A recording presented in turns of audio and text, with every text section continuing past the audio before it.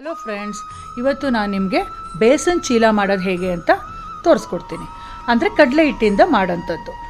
ಇವಾಗ ದೋಸೆಗೋ ಇಡ್ಲಿಗೋ ನೀವು ನೆನೆ ಹಾಕೋದು ಮರೆತುಬಿಟ್ಟು ಅಯ್ಯೋ ಬೆಳಗ್ಗೆದು ಏನಪ್ಪ ಟಿಫನ್ ಮಾಡೋದು, ಮಕ್ಕಳು ದೋಸೆ ಕೇಳ್ತಿದ್ದಾರೆ ಅಂದಾಗ ಇನ್ಸ್ಟೆಂಟಾಗಿ ಕ್ರಿಸ್ಪಿಯಾಗಿ ದೋಸೆ ಮಾಡ್ಕೋಬೋದು. ಯಾರಿಗೂ ಗೊತ್ತಾಗಲ್ಲ ಇದು ಕಡಲೆ ಹಿಟ್ಟಿಂದ ಮಾಡಿದೆ ಅಂತ, ಅಷ್ಟು ಚೆನ್ನಾಗಿ ಬರುತ್ತೆ.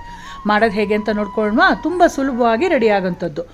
1 ಕಪ್ ಫುಲ್ಲು ಕಡಲೆ ಹಿಟ್ಟು ತೊಗೊಂಡಿದ್ದೀನಿ, ಒಂದು 1/4 ಭಾಗದಷ್ಟು ಅಕ್ಕಿ ಹಿಟ್ಟು ಹಾಕಿದ್ದೀನಿ. ತುಂಬ ಚೆನ್ನಾಗಿರುತ್ತೆ, ಈ ಥರ ಟ್ರೈ ಮಾಡಿ.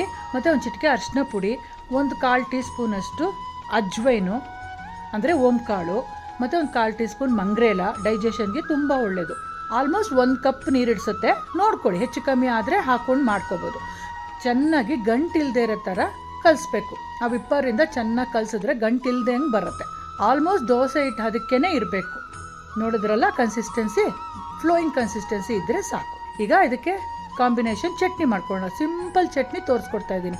ಒಂದು ಸ್ವಲ್ಪ ಕೊತ್ತಂಬರಿ ಸೊಪ್ಪು, ಸ್ವಲ್ಪ ಪುದೀನ, 1 ಇಂಚ್ ಶುಂಠಿ, ಖಾರಕ್ಕೆ ಹಸಿಮೆಣಸಿನ್ಕಾಯಿ, ಇಷ್ಟೇ ಹಾಕೋದು. ಇದಕ್ಕೆ ಮೊಸರಿಂದ ರುಬ್ತಾ ಇದ್ದೀನಿ ನಾನು.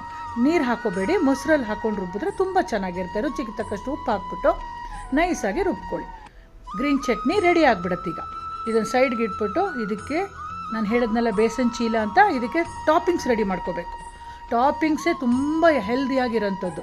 ಇಲ್ಲಿ ಬೇಯಿಸಿದಂಥ ಕಾರ್ನು, 1 ಕ್ಯಾರೆಟು, ಟೊಮೆಟೊ, ಕ್ಯಾಪ್ಸಿಕಮ್ಮು, ಕೊತ್ತಂಬರಿ ಸೊಪ್ಪು ಎಲ್ಲನೂ ಫೈನ್ ಚಾಪ್ ಮಾಡಿ, ಈರುಳ್ಳಿನೂ ಅಷ್ಟೇ ನೋಡಿ ಚಾಪರಲ್ಲಿ ಕ್ಲೀನಾಗಿ ಚಾಪ್ ಮಾಡಿಟ್ಟಿದ್ದೀನಿ.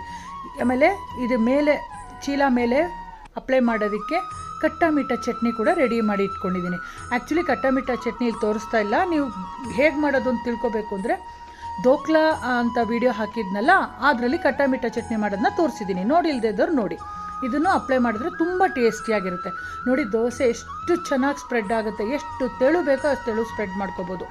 ಕ್ರಿಸ್ಪಿಯಾಗಿ ಬರುತ್ತೆ. ಇಮಿಡಿಯೇಟಾಗಿ ಕಟ್ಟಮಿಟ್ಟ ಚಟ್ನಿ ಅಪ್ಲೈ ಮಾಡಬೇಡಿ. ಒಂದೇ 1 ಸೆಕೆಂಡ್ ಅದು ಬೆಂದ ಮೇಲೆ ಕಟ್ಟಮಿಟ್ಟ ಚಟ್ನಿ ಮೊದಲು ಸ್ಪ್ರೆಡ್ ಮಾಡಿಬಿಟ್ಟು ಆಮೇಲೆ ಸುತ್ತೂರು ಎಣ್ಣೆ ಹಾಕಿ, ಆಮೇಲೆ ನಾವು ಟಾಪಿಂಗ್ಸ್ ರೆಡಿ ಮಾಡ್ಕೊಂಡಿದ್ವಲ್ಲ ಅದನ್ನು ಈರುಳ್ಳಿ, ಕ್ಯಾರೆಟು, ಕೊತ್ತಂಬರಿ ಸೊಪ್ಪು, ಕ್ಯಾಪ್ಸಿಕಮ್ಮು, ಟೊಮೆಟೊ ಈ ಥರ ಮೇಲೆ ಸ್ಪ್ರಿಂಕಲ್ ಮಾಡಬೇಕು. ಯಾವ ತರಕಾರಿನಾದರೂ ನೀವು ಫೈನ್ ಚಾಪ್ ಮಾಡಿ ಹಾಕ್ಬೋದು. ಭಾಳ ಟೇಸ್ಟಿಯಾಗಿರುತ್ತೆ, ಹೆಲ್ತಿಯಾಗಿರುತ್ತೆ. ಮೋರೋವರ್ ನಾನು ಇನ್ನೂ ಟೇಸ್ಟ್ ಎನ್ಹಾನ್ಸ್ ಮಾಡೋದಕ್ಕೆ ಚೀಸ್ ಹಾಕ್ತಾಯಿದ್ದೀನಿ. ನನ್ನ ಮಗನಿಗೆ ಚೀಸ್ ಅಂದರೆ ತುಂಬ ಇಷ್ಟ. ಆ ಕಾರಣಕ್ಕೆ ಅವ್ನಿಗೆ ಚೀಸ್ ಹಾಕಿ ಮಾಡಿಕೊಡ್ತಾಯಿದ್ದೀನಿ. ಅದು ಆಪ್ಷನಲ್, ಇಷ್ಟ ಇದ್ದರೆ ಹಾಕಿ, ಇಲ್ಲ ಸ್ಕಿಪ್ ಮಾಡಿ. ಬಟರಲ್ಲಿ ಕೂಡ ಮಾಡಿಕೊಡ್ಬೋದು ನೀವು, ಎಣ್ಣೆ ಬದಲಾಗಿ. ಎಲ್ಲ ನಮ್ಮ ಚಾಯ್ಸ್ ಅಷ್ಟೇ. ನೋಡಿ ಎಷ್ಟು ಹೆಲ್ದಿಯಾಗಿ, ಎಷ್ಟು ಬೇಗ ಇನ್ಸ್ಟೆಂಟಾಗಿ ಕ್ರಿಸ್ಪಿಯಾಗಿ ಬೇಸನ್ ಚೀಲ ರೆಡಿ ಆಯಿತು. ಮಸಾಲೆ ದೋಸೆಗೆ ಬೀಟ್ ಮಾಡುತ್ತೆ, ಅಷ್ಟೂ ಚೆನ್ನಾಗಿರುತ್ತೆ. ಇನ್ಸ್ಟೆಂಟಾಗಿ ಮಾಡ್ಕೊಳ್ಳೋದ್ರಿಂದ ಇವ್ರಿಗೆಲ್ಲ ಅಯ್ಯೋ ಇಷ್ಟು ಚೆನ್ನಾಗಿ ಮಾಡಿದ್ದಾರೆ ಅಂತಲೂ ಅನಿಸುತ್ತೆ. ಬೇಗನೂ ರೆಡಿ ಆಗುತ್ತೆ, ನಿಮಗೂ ಟೆನ್ಷನ್ ತಪ್ಪುತ್ತೆ. ಖಂಡಿತ ನೀವೆಲ್ಲ ಟ್ರೈ ಮಾಡಿಬಿಟ್ಟು ಹೇಗಿತ್ತು ಅಂತ ಹೇಳಿ. ಮತ್ತೆ ಬೇರೆ ವಿಡಿಯೋದಲ್ಲಿ ಸಿಗ್ತೀನಿ. Until then take care friends, ಬಾಯ್.